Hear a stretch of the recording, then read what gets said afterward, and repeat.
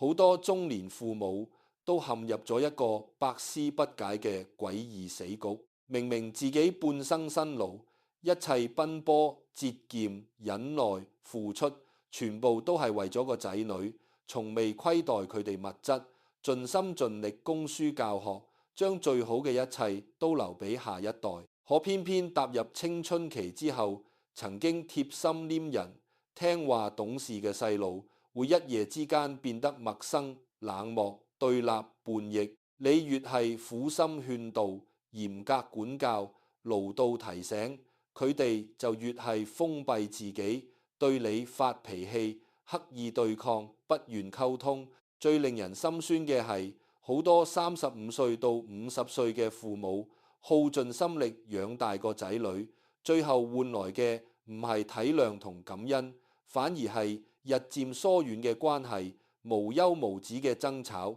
埋在心裏嘅委屈同失望。其實絕大多數青春期嘅親子矛盾，從來唔係個仔女變壞、唔孝順、不懂事，而係父母一直用錯咗方法，消耗緊一段最珍貴嘅親情。呢個隱藏真相，90%中年父母都睇唔透，卻默默影響住一家人嘅關係同福氣。人到中年，我哋最大嘅牽掛，從來唔係事業高低、財運好壞，而係家庭和睦、仔女順遂。奮鬥半生，打拼財富，經營生活，忍受所有生活苦難，終極目的都只係想給家人安穩，給仔女一個好嘅未來。可現實往往好殘酷，好多父母在外邊做事穩重，處事通透，人情世故拿捏得恰到好處，偏偏面對青春期嘅仔女，就會徹底失控，情緒破防，反覆內耗。明明想好好溝通，最後變成爭吵；明明想拉近關係，最後變成互相冷淡；明明滿心愛意，講出口就變成責備同壓迫。日積月累，親子之間就會隔住一堵無形嘅牆，你走唔入佢嘅內心，佢亦都不願意體諒你嘅苦心。兩個人同住一個屋檐下，卻活得最陌生、最壓抑、最孤獨。我行走多年，見過無數中年家庭嘅相處狀態，發現一個好扎心嘅規律：所有青春期親子關係破裂，根源從來唔係溝通太少，而係說教太多、傾聽太少；從來唔係父母愛得太少，而係愛得太用力、太控制、太沉重。35歲到50歲嘅父母，大多數都經歷過生活磨難，嘗盡人間冷暖。骨子裏都帶住一種樸實嘅人生準則：做人要自律，做事要認真，讀書要努力，未來要穩重。於是我哋好自然咁將自己嘅人生經歷、遺憾、期待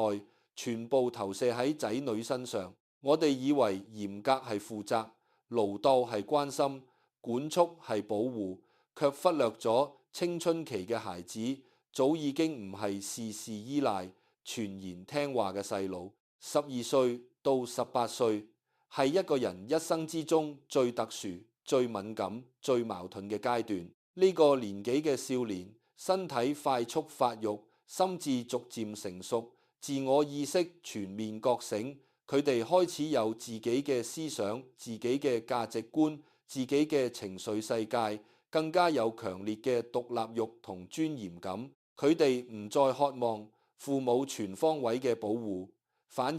極度渴望被尊重、被理解、被認同。但係大多數中年父母仲停留喺我生你養你，我就有資格管教你嘅舊思維入面，仲用對小學生嘅方式去對待一個即將成年嘅少年。呢種認知上嘅代溝、相處模式嘅錯位，先係所有親子爭吵、矛盾、疏遠嘅根本源頭。好多父母會覺得委屈，我日日為佢操心，為佢捱苦，為佢犧牲，點解個仔女仲唔領情，仲要反骨，仲要對住我做？其實青春期孩子嘅叛逆，從來唔係對父母嘅反抗，而係對被控制人生嘅自救。從細到大，佢哋嘅衣食住行、興趣愛好、作息時間、學習安排，全部都由父母話事。細路冇選擇、冇發言權、冇自主空間。細個嘅時候，佢哋弱小、依賴、無力反抗，只可以乖乖聽話，順從父母嘅所有安排。可踏入青春期，佢哋有咗獨立思考嘅能力，壓抑多年嘅自我開始爆發。呢個時候，你越係控制，越係強求，越係否定，佢哋就越係反抗，越係消極，越係封閉。中年父母最容易踩嘅第一個雷區，就係將愛變成高壓說教。我哋習慣用長輩嘅姿態，居高臨下咁指導仔女嘅人生，開口就係大道理，閉口就係比較同責備。你要努力讀書，唔係將來就冇出路。人哋隔離細路幾乖，你點解咁唔懂事？我當年比你辛苦百倍，都冇你咁多藉口。呢啲說話，我哋每日都會重複，自以為係金玉良言，係過來人嘅真心提醒。可喺青春期孩子耳中，全部都係否定，都係壓力，都係不被理解。你會發現一個好明顯嘅現象：細路細個嘅時候，遇到開心嘅事、難過嘅事、委屈嘅事，都會第一時間同你分享，哇啦哇啦講個不停。但係踏入青春期之後，佢哋開始沉默，開始敷衍，開始唔願意講心底話。唔係佢哋變冷漠，而係無數次嘅分享換來嘅都係父母嘅說教、否定、批判。佢哋開心同你講自己嘅喜好，你話無謂浪費時間，不如多溫書。佢哋難過同你講學校嘅委屈，你話一定係你自己唔識做人，太任性。佢哋迷茫同你講未來嘅困惑，你話你就係太懶、太唔懂事，先會胡思亂想。一次次嘅熱情分享，一次次嘅潑冷水，慢慢就會讓個仔女養成有事唔好同父母講嘅習慣，心門從此關閉，親子之間再無真心交流。第二個中年父母最致命嘅錯誤，就係習慣情緒化管教，將生活嘅壓力全部轉嫁俾仔女。35歲至50歲嘅年紀，係人生壓力最大嘅階段，上有老要贍養，下有細路要撫養，事業有瓶頸，生活有瑣碎，日日面對無數煩心事，情緒本就長期處於壓抑、焦慮、疲憊嘅狀態。好多時候，我哋對仔女發脾氣、嚴厲指責、嘮叨抱怨，根本唔係因為個仔女犯咗幾大錯，而係我哋自己太累、太焦慮，壓力太大，將仔女當成咗情緒嘅宣洩口。細佬成績少少波動，作息稍微懶散，講話頂嘴幾句，本來都係青春期好正常嘅小事，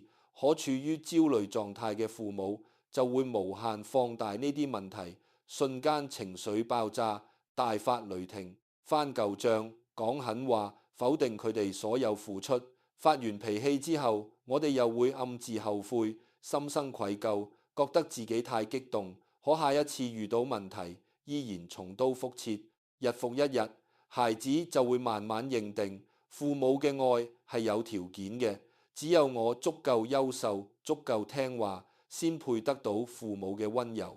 一旦我有瑕疵、有錯誤，就只會得到責備同冷漠。呢種有條件嘅愛，係摧毀青春期孩子自信、破壞親子關係嘅元兇。好多中年父母唔明白點解自己嘅仔女愈大愈自卑，愈大愈內向，愈大愈叛逆，其實都係長期被否定、被苛責、被情緒對待嘅結果。青春期嘅少年自尊心極其脆弱，最需要嘅係接納同肯定。可我哋偏偏最中意潑冷水、潑否定、潑比較，人比人氣死人。每一次同別人嘅比較，都係對自己仔女嘅一次傷害；每一次不分場合嘅責備，都係對佢哋尊嚴嘅一次踐踏。第三個，好多家庭都踩中嘅深層誤區，就係父母過度付出、過度犧牲，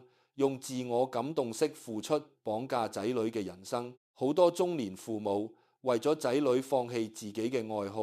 捨棄自己嘅社交，犧牲自己嘅生活，將人生所有嘅希望、所有嘅寄託全部擺喺下一代身上，日日將我全部都係為咗你，我辛辛苦苦捱生捱死都係為你，如果唔係你，我使乜咁辛苦？呢啲說話掛喺嘴邊，我哋自以為呢種係偉大嘅父母愛，可喺青春期孩子心中，呢啲說話係沉重到透頂嘅精神枷鎖。佢哋會時刻覺得自己嘅存在係父母嘅負擔，自己嘅每一次不夠優秀都辜負咗父母嘅犧牲。長期處於呢種愧疚壓力之下，孩子要唔係變得極度自卑、自我否定，覺得自己一無是處，